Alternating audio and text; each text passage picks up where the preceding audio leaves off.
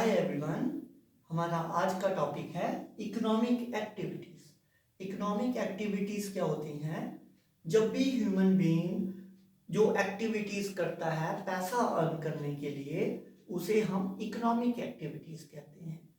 इस दुनिया में इंसान सिर्फ 3 तरह की ही इकोनॉमिक एक्टिविटीज कर सकता है। आप कह सकते हो कि इकोनॉमिक एक्टिविटीज 3 तरह की हैं: बिजनेस, प्रोफेशन या फिर एम्प्लॉयमेंट।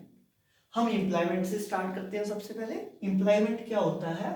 एम्प्लॉयमेंट होता है जब हम किसी के पास उसके लिए काम करते हैं और हमारे काम के बदले हमें सैलरी दी जाती है, उसे हम एम्प्लॉयमेंट कहते हैं।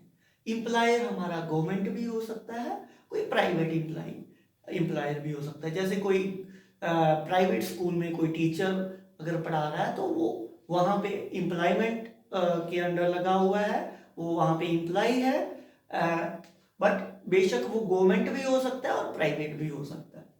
तो अब हम देखते हैं एम्प्लॉयमेंट में क्या रिक्वायरमेंट होती है। एम्प्लॉयमेंट पाने के लिए आपकी डिजायर्ड क्वालिफिकेशन होनी चाहिए, आप पढ़े लिखे होने चाहिए।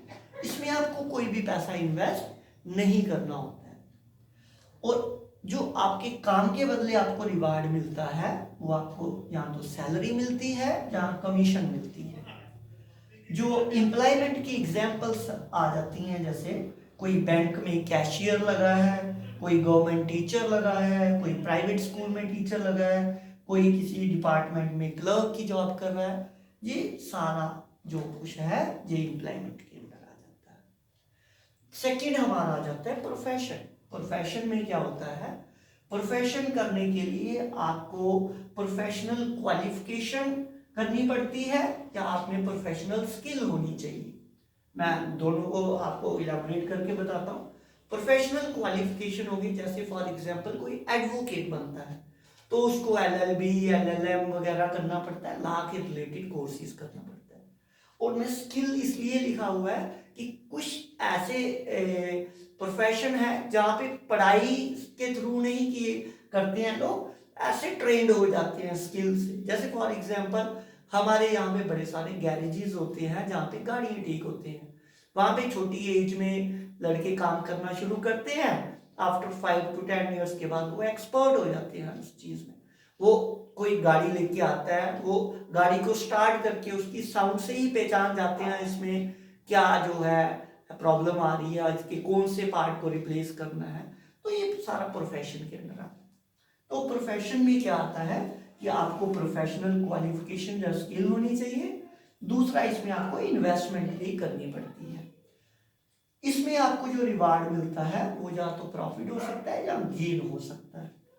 अब प्रोफेशन में मैंने एग्जांपल्स ली हैं, जैसे कोई डॉक्टर है जिसने MBBS किया या आगे MD वगैरह किया, बट वो गवर्नमेंट जॉब नहीं कर रहा है। अगर वो गवर्नमेंट जॉब करता है गवर्नमेंट हॉस्पिटल में तो वो एम्प्लॉयमेंट के अंडर आ जाता है।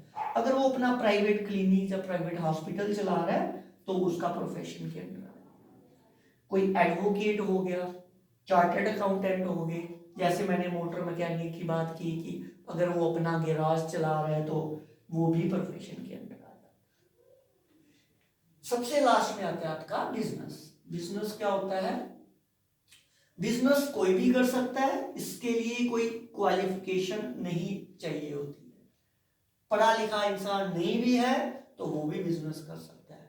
बट अगर आप पढ़े लिखे हो, जितना पढ़ा लिखे होंगे तो आप अपनी अच्छे से पढ़ाई को इस्तेमाल करके एडवांस तरीके से आप बिजनेस को चला सकते हैं।